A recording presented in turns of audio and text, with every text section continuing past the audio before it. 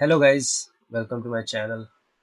My name is Vinod, and we are at the agenda of solving 100 lead code questions, easy level to hard level.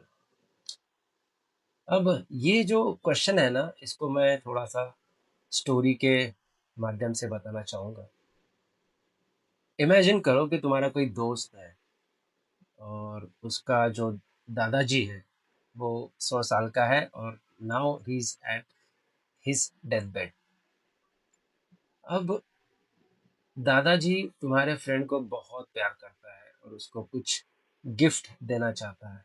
ठीक है, तो दादाजी ये कहते हैं कि आप पोते को बोलते हैं, मतलब तुम्हारे फ्रेंड को, कि बेटा मेरे पास बहुत दौलत है, मैंने एक खजाना छुपा के रखा है कोई एक्स वाई जेड प्लेनेट पे, सॉरी आइलैंड पे, और उसको आपको ढूंढना है और that is my gift to you. ठीक, और वहां पर उस आइलैंड पे मेरे एक गुरु रहते हैं। वो मेरे से भी 100 साल बड़े हैं, यानी कि वो 200 साल के हैं। तो उसके पास जाना है और एक पासवर्ड मैं बताऊंगा, वो आपको बताना है और वो आपको खजाने के बारे में बताएंगे। अब वो जाता है, वो अब अकेला तो नहीं कर सकता, तो वो आपको बताता है और दो तीन लोगों, जैसे आपको म्यूचुअल फ्रेंड्स हैं, उनको बताता है। और अब तुम जाते हो आइलैंड पे, अब जाते हो आइलैंड पे, अब जाते ही आपको कोई नहीं मिलता वहां पर, और एक दूर दराज में एक झोपड़ी दिखती है। आप झोपड़ी के पास जाते हो और नॉक करते हो। नॉक करने के बाद आपको एक 200 साल का बुड्ढा दिखता है। ठीक है, दाढ़ी बड़ी हुई, ये सब इमेजिन कर लो कुछ भी। अब तुम पूछते हो भाई खजाना किधर है, तो बोलते तुम कौन है भाई, हु आर यू। तो वो तुम्हारा फ्रेंड जल्दी से पासवर्ड बता देता है, popat.lal@420। तो बोले हाँ, जिसने तुमको भेजा है वो राइट पर्सन है। तो बोलता है एक काम करो, वो पहाड़ी दिख रही है आपको, वहां पर एक टेम्पल होगा और टेम्पल में एक सोने की मूर्ति रहेगी, और सोने की मूर्ति के जस्ट नीचे एक डब्बा मिलेगा काला सा, और उसके अंदर कुछ रहेगा, उससे आपको खजाना मिल जाएगा। ऐसा बोल के वो अपना झोपड़ी का दरवाजा बंद करके एटीट्यूड दिखा के निकल जाता है। अब तुम जाते हो पहाड़ पे, पहाड़ पे जाते हो, टेम्पल मिल जाता है आपको, और टेम्पल खोलते हो आप और देखते हो कि वहाँ पर मूर्ति गायब। तो फिर बोलते हो ठीक है, तो आपको डब्बा दिख जाता है वो ब्लैक वाला, और उस डब्बे के अंदर रहता है एक फटी जैसा मैप। अब मैप तो आपको समझ में नहीं आ रहा होता है, तो आप देखते हो क्या है उसमें, दिखता है कि एक चाबी की ड्राइंग होती है। वो चाबी का लोकेशन दिखा हुआ होता है, और चाबी के जस्ट बाजू में मतलब पकड़ लो एक रास्ता है, वहां पर एक खजाने का, मतलब ये बॉक्स बॉक्स की ड्राइंग होती है। ठीक है, तो ये तुम्हारा टास्क है। अब तुम क्या करते हो, वो मैप के हिसाब से तुम जाते हो और तुमको चाबी मिल जाती है। और चाबी मिलने के बाद जहाँ पर ड्राइंग में दिखाया गया है डब्बा, बॉक्स खजाने का, वहाँ पर जाते हो और वहाँ पर तुमको खजाना मिल जाता है। ठीक है, so this is called treasure hunting I guess, right.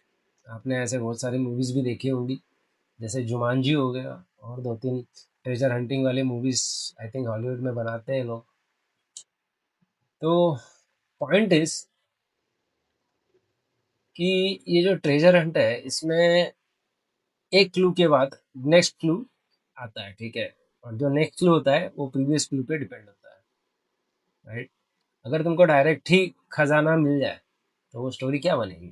ठीक है, उसमें किसी को सील नहीं मिलेगा, कुछ नहीं मिलेगा। ठीक है, तो उसी तरह का ये भी एग्जाम्पल है, जहाँ पर आपको ट्रेजर हंटिंग करनी है एक एक क्लू की, इनसाइड अ बिग स्ट्रिंग, ठीक है। और ये क्लू ऑर्डर में होने चाहिए, तब जाके वो सक्सेसफुल होगा, ठीक है। तो let's talk about our problem. तुम्हारे पास दो स्ट्रिंग दी हुई है, एक स्ट्रिंग एस जिसमें आपके सब्सिक्वेंस रहेगी ऑफ स्ट्रिंग टी, और वो सब्सिक्वेंस प्रेजेंट है कि नहीं in that order only inside the T string, वो आपको ढूंढना है, ठीक है। अब for example there are two examples. पहला है ए बी सी और ये A H B G D C, ठीक है। तो ए बी सी इसी पैटर्न में प्रेजेंट है क्या यहाँ पर, तो देखते हैं इसी ऑर्डर में है क्या। हाँ, ए मिल गया, फिर मुझे बी भी मिल गया और फिर सी मिल गया, ठीक है। तो ये प्रेजेंट है, इसलिए हमने ट्रू कर दिया। अब सेकंड क्वेश्चन पे, सेकंड एग्जांपल पे जाते हैं। ए एक्स सी प्रेजेंट है क्या, नहीं है प्रेजेंट, तो इसको हमको फॉल्स देना पड़ेगा। और मान लो ये ए बी सी ना हो के ए सी बी होता, तो क्या हमें एक प्रॉपर ऑर्डर में मिलता, नहीं मिलता। तो इसके लिए आपको आउटपुट में फिर फॉल्स देना पड़ता, ठीक है। तो इसको सॉल्व कैसे करेंगे, काफी इजी सोल्यूशन है, ज्यादा डिफिकल्ट नहीं है। क्या करना है आपको, जो तुम्हारा एस स्ट्रिंग है, यही क्वेश्चन ले लेता है, A B C and A X Y B P Q C, इस तरह से है। तो मैं क्या करूंगा, मैं दो पॉइंटर ले लूंगा, एक पॉइंट करेगा यहाँ पर और एक पॉइंट करेगा यहाँ पर। तो जब मैं पहले को ट्रैवर्स करूंगा ना, अगर मुझे वो मिल गया तो मैं आई को बढ़ा दूंगा, ठीक है। अब बी की बारी आई और जे को भी बढ़ाऊंगा, इसका काम हो गया, तो मैं आई और जे को दोनों को बढ़ा दूंगा। जब बी की बारी आई तो क्या मुझे बी मिला, नहीं, तो मैं क्या करूंगा, जे को बढ़ाते जाऊंगा, फिर से जे को बढ़ाते जाऊंगा। जब ये जे यहाँ पर आएगा, अब ये दोनों इक्वल हो गए, तो मैं आई को बढ़ाऊंगा, ठीक है। जब मुझे बी मिल गया, तब मैं आई को बढ़ाऊंगा और जे को भी बढ़ाऊंगा। तो देखो, जे मेरा कंटिन्यूसली बढ़ते जाएगा, चाहे इक्वल हो या ना हो, लेकिन आई कब बढ़ेगा, जब तुम्हारा ये जो कैरेक्टर है वो मैच करेगा, तभी आई बढ़ेगा। सो द कंडीशन इज, और ये टर्मिनेट कब होगा, या तो तुम्हारा एस खत्म हो जाना चाहिए, ठीक है, ये टी है, या तो तुम्हारा एस खत्म हो जाना चाहिए, मतलब आई पूरा एस इक्वल टू लेंथ तक जाना चाहिए, या तो तुम्हारा टी खत्म या जे खत्म हो जाना चाहिए, टी डॉट लेंथ तक तुम्हारा जे जाना चाहिए। ये तुम्हारी टर्मिनेटिंग कंडीशन है, बराबर। तो मैं सबसे पहले क्या लिखूंगा, जब तक वाइल तुम्हारा I is less than length of S and J is less than T of length, ठीक है। ये जब तक रहेगा तब तक हमको प्रोसेस करना है।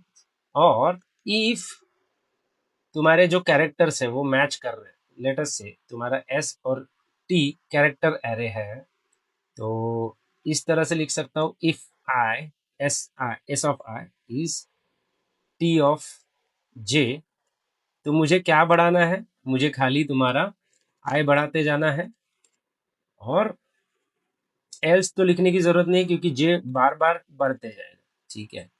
और जब ये प्रोसेस होगा, ठीक है, इसमें से एक भी खत्म हुआ तो तुम्हारा रिजल्ट तुम्हारे पास आ जाएगा, ठीक है। तो तुम्हारे सारे एबीसी वाले ट्रैवर्स होने चाहिए। जब पूरे ट्रैवर्स हो जाएगा, मतलब पूरा आई ट्रैवर्स हो जाएगा, तभी हम कहेंगे कि ये पूरे मेरे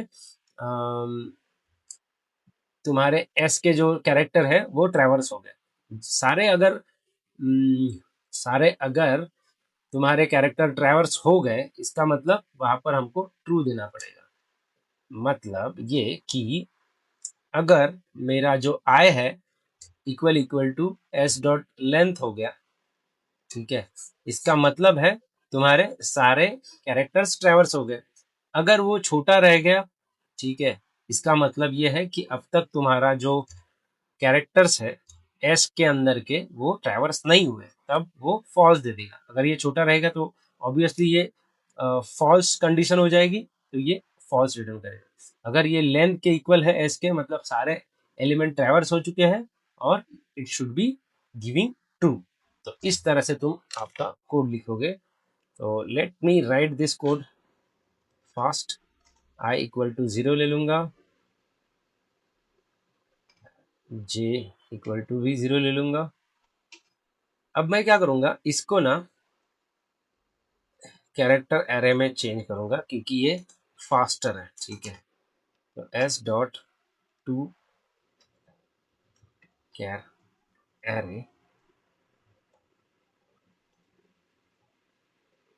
और इसको भी मैं, ई को भी मैं कैरेक्टर एरे में ये कर दूंगा। अब मैं क्या लिखूंगा, while your I is less then s1 dot length and t1, sorry, j is less then t1 dot length. ठीक है, ये चलेगा। और इसमें कंडीशन क्या रहेगी हमारी कि s i equal equal to, अगर t1 j रहेगा, सॉरी ये s1 आई, तो मुझे क्या करना है, आई को बढ़ाते जाना है। अदरवाइज, अदरवाइज तो क्या मतलब, जे तो ऑलरेडी बढ़ते जाएगा चाहे वो इक्वल रहे या ना रहे। और अगर सारे एलिमेंट या सारे characters of S1 have been traverse, तो इसका मतलब ये है कि तुम्हारी आई की वैल्यू जो है वो लेंथ के इक्वल हो जाएगी। तो अगर सारे एलिमेंट ट्रैवर्स हो गए तो तुम्हारा जो आई है equal equal to s dot length हो गया। ठीक है, अगर नहीं है, ये अनइक्वल है, इसका मतलब तुम्हारे सारे एलिमेंट ट्रैवर्स होने के हैं, वहां पर हम फॉल्स दे सकते हैं। If I submit this, I am getting s dot length s1. Okay.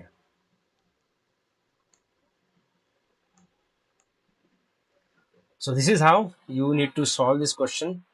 अगर आपको समझ में आया होगा तो please hit the like button, share and subscribe to my channel. और अगर इसमें कोई डाउट है या इसी तरह का कोई क्वेश्चन है, you can always ask on comments. ठीक है, I will readily reply on that. ठीक है, चलो मिलते हैं नेक्स्ट क्वेश्चन पे। धन्यवाद।